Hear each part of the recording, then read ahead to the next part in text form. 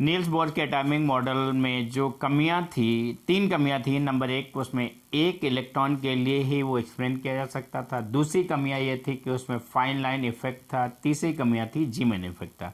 Sommerfeld का atomic model जो आया वो नील्स बोर के एटॉमिक मॉडल के फाइन लाइन स्ट्रक्चर को एक्सप्लेन करता है।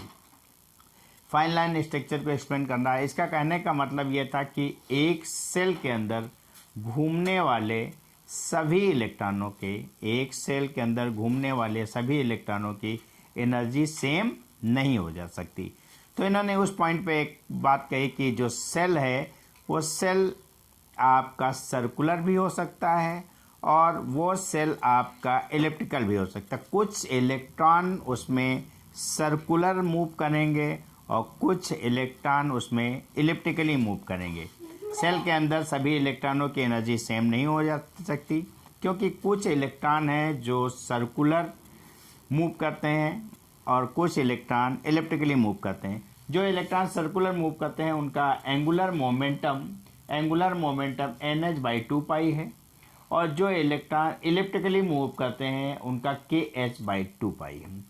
N ये first cell, second cell, third cell के लिए है। ये इलेप्टिकल के लिए first cell, second cell, third के लिए। इन्होंने एक फार्मूला दिया, लेंथ ऑफ इलिप्टिकल एक्सिस का ये है और दूसरा ये है लेंथ ऑफ सर्कुलर एक्सिस का ये है। N/K का रेशियो निकाला गया। इसके बाद इन्होंने एक मूल रूप से कहना चाहा कि जो आपका एग्जाम्पल है N = 2 है तो इसके अंदर 2 सेल होंगे, सब सेल होंगे S और P। S में पाए जाने वाले इलेक्ट्रॉन की एनर्जी दूसरी होगी और P में पाए जाने वाले इलेक्ट्रॉन की एनर्जी दूसरी होगी।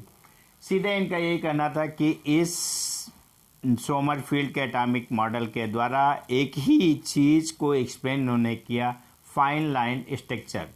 हाँ, इसके द्वारा नहीं किया जा सकता, इसका नेगेटिव पॉइंट था, जीमैन इफेक्ट को नहीं समझाया जा सका और इलेक्ट्रॉन पार्टिकल है। यहाँ पे यह माना गया कि इलेक्ट्रॉन है जो पार्टिकल है, इसके डुअल नेचर को एक्सप्लेन नहीं किया जा सका।